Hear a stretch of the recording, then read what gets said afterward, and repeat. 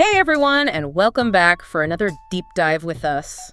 You know how much we love to explore different traditions and cultures, and today we're going to be taking a look at how different cultures celebrate Christmas Eve around the world. Sound fun? Yeah, it is. Yeah. It is. We found some pretty interesting stuff in our research, like things I never would have thought of as Christmas Eve traditions, and I'm sure you'll be surprised too. I think a lot of people might be surprised to find out just how diverse the traditions really are. Yeah, exactly. Everyone's kind of got like their own family traditions, right?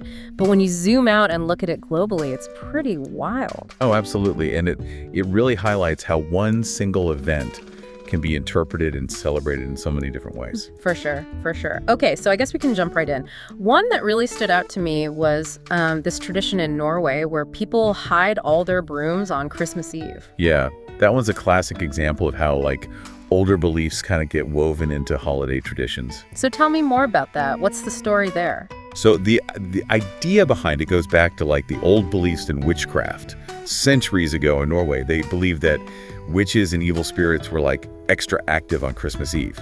Oh, wow. So Christmas Eve was prime time for witches? Yeah, basically. And, broomsticks were considered a witch's main mode of transportation. Sure. Right? So people would hide their brooms to make sure the witches couldn't steal them and fly off and cause trouble. That's hilarious. So it's they're grounding all the witches for Christmas Eve. Right. I mean, I guess it's kind of funny now, but back then it was serious business. They really believed that keeping those evil spirits at bay was super important, especially on a holy night like Christmas Eve. That makes sense. You don't want anything messing up your Christmas celebrations. All right, so we've got broom hiding in Norway to keep the witches away. What else did we find? Okay, well, this one's a complete 180. Get ready for this. In Japan, people often celebrate Christmas Eve with a romantic dinner at KFC. Wait, what? KFC, Colonel Sanders KFC. Yep. You heard that right. Fried chicken and Christmas romance apparently go hand in hand in Japan. Wow, I never would have seen that coming. It's pretty wild, right? Huh. But it's a good example of how traditions can be totally adapted and reinterpreted by different cultures. Yeah, I mean, who would have thought Colonel Sanders would become a Christmas icon? I mean, it is pretty funny when you think about it. So how did that even happen? How did KFC become a Christmas thing in Japan? Well, it's kind of complicated, but basically Japan really embraced Western holidays, but they often put their own spin on them. Kind of adapted them to fit with Japanese culture. Right, makes sense. And KFC, with its connection to American culture and, it's fast and convenient, it kind of just became part of that Christmas Eve tradition for some reason. So we've gone from hiding brooms from witches in Norway to romantic KFC dinners in Japan. Talk about a range. That's just the tip of the iceberg. All right, well, let's keep going then. We got to talk about the stockings. Everyone knows about hanging stockings on Christmas Eve, but I bet most people don't know where that tradition came from. You're right about that. The origin story of the Christmas stocking is actually pretty cool. It goes back to the legend of St. Nicholas. Oh, yeah, I've heard of him, but I don't really know the story. Well, St. Nicholas was known for being super generous and always helping people. And there's this story where he wanted to help a poor family anonymously. So he snuck up to their house and dropped bags of gold coins down their chimney. That's pretty stealthy. And guess where those bags of gold landed? Right in the stockings that were hanging by the fireplace to dry. So stockings were the original piggy banks. Exactly. And from there, the tradition of hanging stockings for St. Nicholas to fill with gifts, well, it just kind of stuck.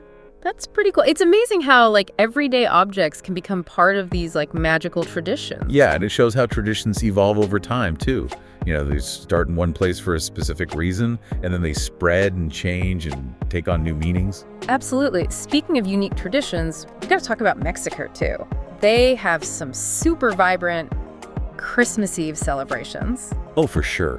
Mexico really goes all out for Christmas Eve. Their celebrations are just so full of life and color. I've heard of La Noche Buena and Las Posadas, but I don't really know what they are. Tell me more about those. Okay, so La Noche Buena, which translates to the good night, that's the main event on Christmas Eve in Mexico. Okay.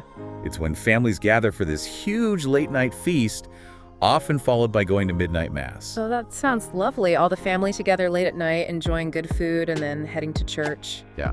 And what about Las Posadas? All right, so Las Posadas is a really special tradition that actually takes place over 9 days leading up to Christmas Eve. 9 days. Wow, they really commit to it. They do. It involves these nightly processions where people go from house to house, reenacting Mary and Joseph's journey to Bethlehem. Oh, wow. So they're like acting out the Christmas story. Exactly. Participants carry candles and images of Mary and Joseph, and they sing carols as they go from house to house asking for lodging, just like Mary and Joseph did. Wow. So it's like a whole community event. Yeah, it is. And each night, a different house welcomes them in. And the celebration continues there, with food piñatas singing. That sounds so immersive and beautiful, bringing the story of Christmas to life like that. It's really powerful. And it speaks to how important religious traditions are in Mexican culture. You know, how they're woven into everyday life, especially during holidays. It's a beautiful blend of faith, community, and celebration. All right, so we've gone from Norway to Japan to Mexico, and we've only just scratched the surface of Christmas Eve traditions. Oh yeah, there's so much more out there. Well, then I guess we better keep going. Let's do it. Okay, so we've got witches, brooms, fried chicken, and stockings. Now what? Well, how about a couple of Christmas riddles? I found a few in our research. Ooh, I love riddles. Hit me with it. All right, here's the first one. I'm hung by the fire with care, and sometimes I hold candy. What am I? Hung by the fire candy. It's got to be a stocking. You got it. All right, give me another one. Okay, this one might be a little trickier. I light up the night I sit on a tree, and I'm not a star. What am I? Ooh, okay, let me think. Lights on a tree, not a star. Oh, it's Christmas lights. Right again. Those are tough. I thought they were pretty good. Yeah, they were good ones. You know, it's funny how Christmas lights have become such a universal symbol of Christmas. Totally. I mean, can you even imagine a Christmas tree without twinkling lights? No way. But you know what's even crazier? Electric Christmas lights, as we know them today, they weren't even around until the late 1800s. Yeah, that's right. They were like this brand new invention back then, a total novelty. Only the really wealthy people could afford them. Wow, so they went from being a luxury item to something almost everyone has on their tree now. It's pretty amazing how traditions like that evolve over time, huh? It is. Speaking of Christmas trees, didn't we find something about where that tradition came from? Yeah. It's believed to have originated in Germany way back in the 1500s. Wow, 16th century Germany. That's a long time ago. I know, right? And to think that a tradition that started all those years ago in one specific place has become like a global phenomenon. It really makes you realize how interconnected the world is. For sure, even with all our differences, we still share so many common threads, especially when it comes to celebrations and traditions. So what else can you tell me about the Christmas tree tradition? Like, how did it even start? Well, there's this really cool story about Martin Luther, the Protestant reformer. Have you heard of him? Yeah, I think so. So the story goes that Martin Luther was walking home one night, and he was completely mesmerized by the stars twinkling through the branches of an evergreen tree. Ooh, that sounds beautiful. And he was so inspired by that sight that he decided to bring a tree inside his house and decorate it with candles to try to recreate that same magical starry effect for his family. Ah, that's such a sweet story. It is, right? Yeah. And to think that simple act of bringing a tree indoors and decorating it led to the tradition we know today with all the ornaments and lights and everything. Yeah, that's mind-blowing. It's like he accidentally invented Christmas trees. It really shows you how human creativity works and how our desire to bring beauty and meaning into our celebrations can lead to these lasting traditions. Okay, so we've covered witches, brooms, fried chicken, stockings, riddles, and even Christmas tree origins. I feel like we've been all over the map. And we're not even done yet. Seriously. There's still more to talk about. What else is there? Oh, you'll just have to wait and see. We've got plenty more fascinating Christmas Eve traditions to uncover. You're killing me. All right, well, let's take a quick break and then we'll dive back into the Christmas spirit.